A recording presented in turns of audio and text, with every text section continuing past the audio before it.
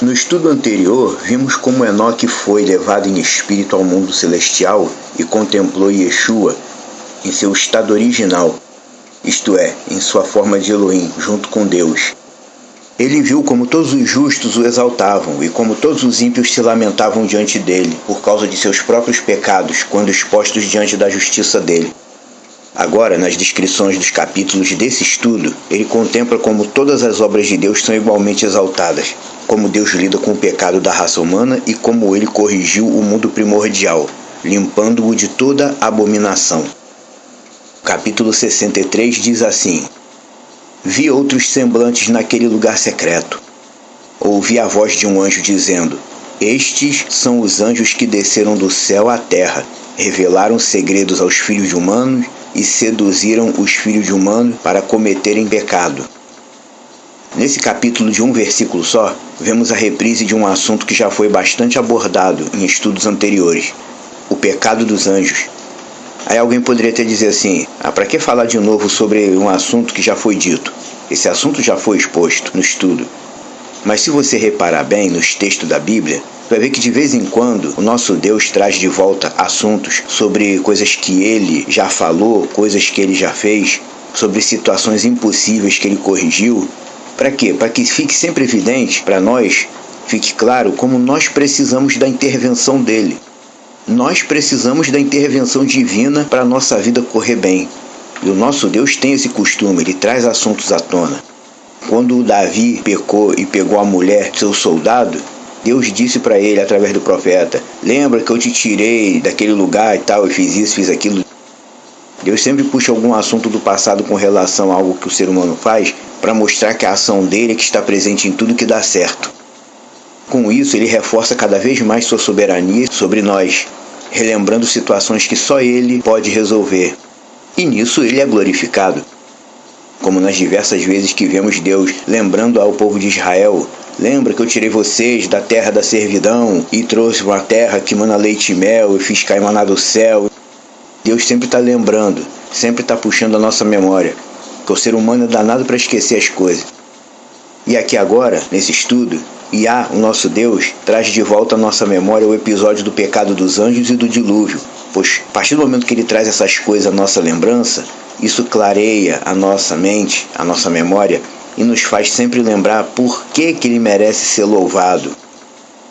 Capítulo 64 do livro de Enoque diz assim: Naqueles dias Noé viu que a terra se inclinou e uma destruição se aproximava. Então ele se levantou sobre seus pés e foi para os confins da terra, para a habitação de seu bisavô Enoque. E Noé clamou com amarga voz: Ouve-me, ouve-me, ouve-me, 3 vezes. E ele disse: Diga-me o que está ocorrendo sobre a terra, pois a terra trabalha e é violentamente abalada. Certamente morrerei com ela. Depois disso houve uma grande perturbação na terra e uma voz foi ouvida do céu. Eu caí sobre minha face. Então meu bisavô Enoque veio e se colocou ao meu lado. Ou seja, essas palavras são Noé se dirigindo a Enoque. Aí entra Enoque. Versículo 5. Ele me disse: Por que clamas a mim com clamor amargo e lamentação? Um mandamento partiu de Deus contra os que habitam na terra, para que sejam destruídos, pois eles conhecem todo o segredo dos anjos, toda a obra opressiva, o poder secreto dos inimigos e todo o poder daqueles que cometem sortilégios, tanto quanto daqueles que fazem imagens fundidas em toda a terra. Eles sabem como a prata é produzida do pó da terra e como a gota metálica existe na terra, pois o chumbo e o estanho não são produzidos da terra como fonte primária de sua produção. Há um anjo colocado sobre ela e o anjo luta para prevalecer. Depois disso, meu bisavô Enoque me agarrou com sua mão levantando-me, ainda é Noé falando, versículo 9. Depois disso, meu bisavô Enoque me agarrou com sua mão levantando-me e me disse: Vai, pois eu pedi ao Senhor dos Espíritos a respeito dessa perturbação da terra, o qual respondeu: Por conta da impiedade deles, seus inumeráveis julgamentos foram consumados diante de mim.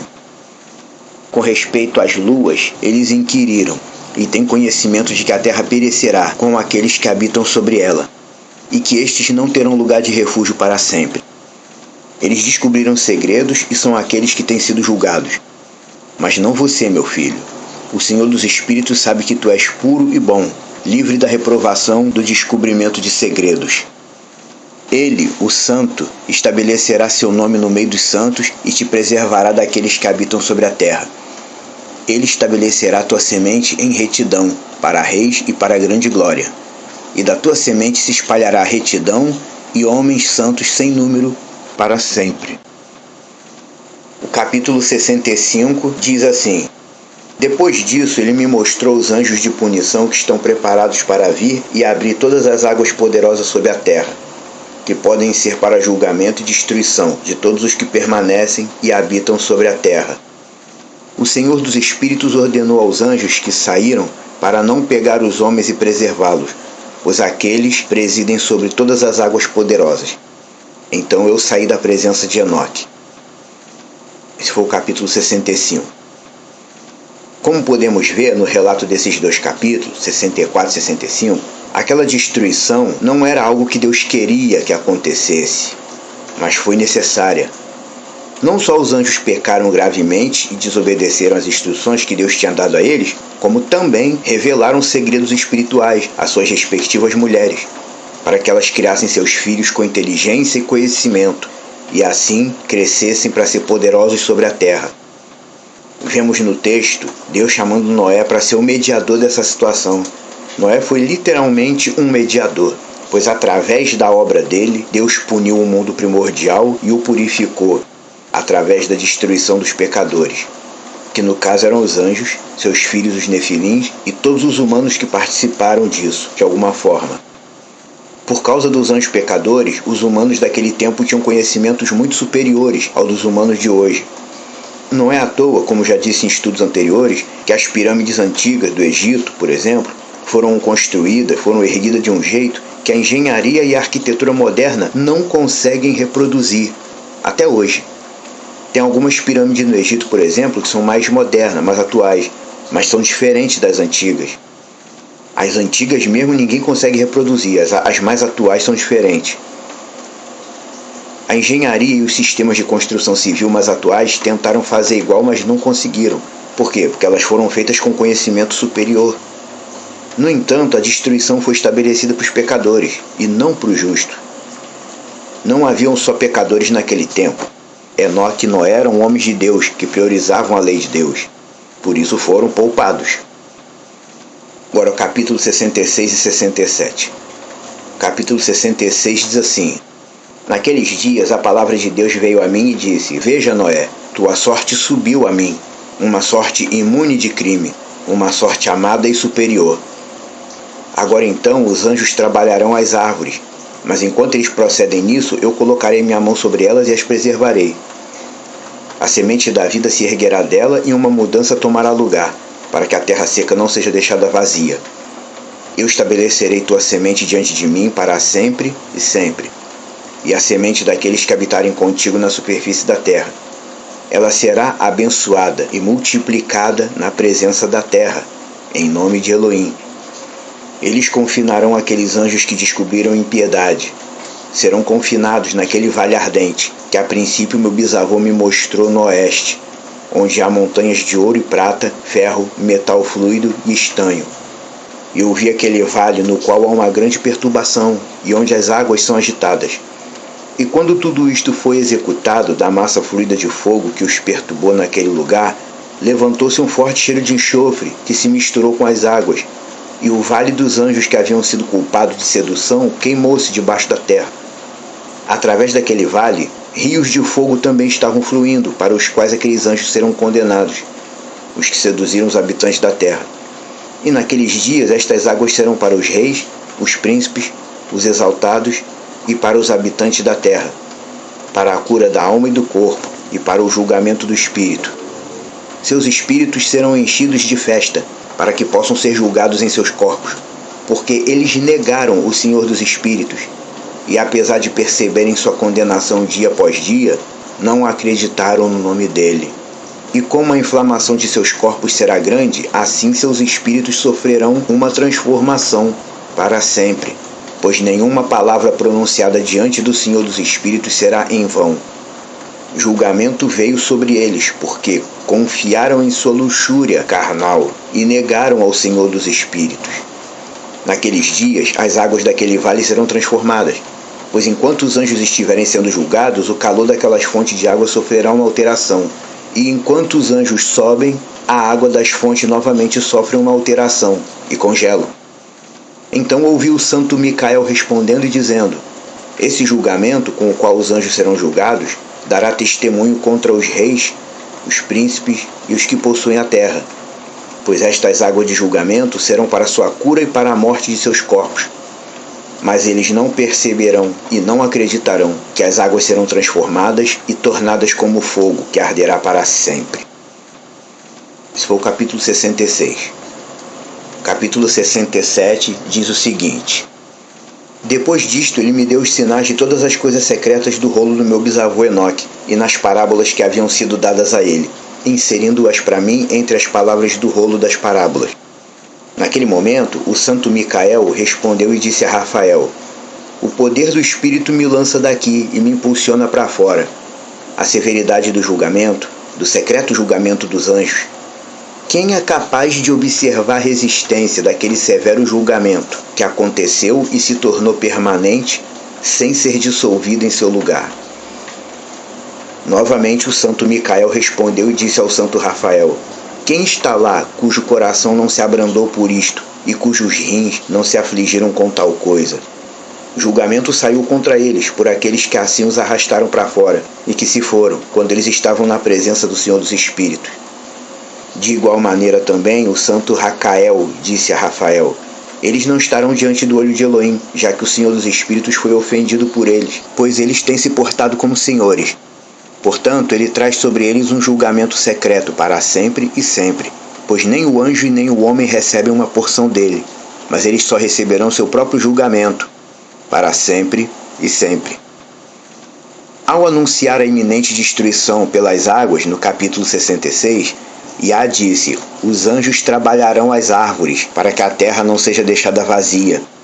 Ou seja, as águas exterminaram todo tipo de vida existente, mas a vegetação foi poupada, pois as árvores não tinham nada a ver com o pecado dos humanos e dos anjos. E o versículo 4 descreve a mesma situação que vemos na Bíblia na segunda carta de Pedro. No texto grego da segunda epístola de Pedro é dito que Deus lançou os anjos pecadores no Tártaro. Tártaro era a palavra grega utilizada para denominar a prisão dos anjos pecadores. As versões bíblicas em português colocam a palavra inferno. Anjos foram lançados no inferno, como se inferno fosse tradução de Tártaro. Mas, na verdade, a palavra Tártaro se refere à prisão dos anjos, o lugar onde os anjos são aprisionados. O inferno que nós conhecemos dos textos bíblicos, no grego, é Geena, que equivale ao Guerrinom hebraico. É o que nós chamamos de inferno. Enquanto que a palavra Hades equivale ao termo hebraico Sheol, que é tão somente o receptáculo natural dos mortos dentro da terra, o mundo dos mortos debaixo da terra. E veja, anjos pecadores não são demônios. Esses que nós conhecemos como demônio na Bíblia são os Nefilim, os espíritos da terra, que lá no capítulo 15 de Enoque diz que quando os Nefilim morressem, os espíritos dele iam ficar na terra, que o texto diz que eles não pertencem aos céus. São filhos dos anjos, mas não pertencem aos céus. Portanto, quando eles morressem, os espíritos deles ficariam aqui na terra. Enoque 15:8. Quando os Nefilim morressem, os espíritos deles ficariam aqui na terra. O que nós conhecemos como demônios são os espíritos dos Nefilim. Os anjos pecadores são tratados de maneira diferenciada, até mesmo depois de sua transgressão, pois eles são muito mais poderosos do que os demônios, ou seja, do que os espíritos dos filhos deles. Capítulo 66 e 67, como nós vimos, descreve a dureza e a severidade do julgamento que os anjos vão sofrer. E tem que ser severo mesmo, porque eles foram criados para trabalhar a favor dos humanos, e não para cobiçar aquilo que Deus fez para os humanos. A condição de tomar a esposa Deus deu aos humanos, e não aos anjos. Iá fez a devida separação entre anjos e humanos. Um não é tratado como o outro, um não será julgado como o outro. São seres totalmente diferentes. Cada um foi criado com uma finalidade diferente. A gente vê no texto bíblico que Iá fez os humanos com a imagem dele. Quer dizer, nós somos, de acordo com o texto literal traduzido, como que uma espécie de materialização da imagem invisível. É isso que significa ter sido feito com a imagem de Deus. E os anjos são serviçais criados por Deus para agirem a nosso favor, para batalhar por nós, nos guardar, levar nossas orações a Deus, nos salvar de situações impossíveis e para tudo mais que Deus ordenar. Então, sem muito alongar o que já foi dito em estudos anteriores, e para não ficar se repetindo, na verdade o propósito da repetição desse tema, do pecado dos anjos, é reforçar o fato de que há um juízo divino sobre os anjos. Eles sofrerão um rigor muito maior do que nós, em termos de julgamento, porque eles foram criados com vida eterna, sem opção de escolherem viver aqui na Terra ou de tomar esposas. Eles foram criados para ter poder, assim como nós humanos não fomos criados para ter poder. Não temos poder nenhum. Não podemos voar, não podemos nos teletransportar, não podemos enxergar os demônios como eles realmente são. Apesar de tudo que os teólogos atuais dizem, o ser humano não tem nenhum poder, nenhum tipo de poder. O juízo de Deus é justo. Ele não vai nos tratar como se nós tivéssemos poder na hora de nos julgar. Ele não nos tratará como se fôssemos anjos ou demônios, pois nós não temos nenhum tipo de poder. E quanto aos anjos, não receberão perdão nunca, jamais, para sempre. Amém? No próximo estudo, até poderia ter sido dado junto com esse, mas é um assunto que vai render demais. Ainda falando sobre os anjos pecadores, no próximo estudo veremos que Enoque tanto volta nesse assunto para que possamos compreender de uma vez por todas que esse assunto não é invenção, é coisa real. Isso realmente aconteceu no mundo espiritual e aconteceu aqui nessa terra. Serão citados os nomes dos anjos transgressores no próximo estudo e as transgressões que cada um cometeu, para nos mostrar que Deus não deixa passar nada, tudo está anotado, tudo está registrado e tudo será retribuído com justiça, a justiça dele. Até o próximo estudo.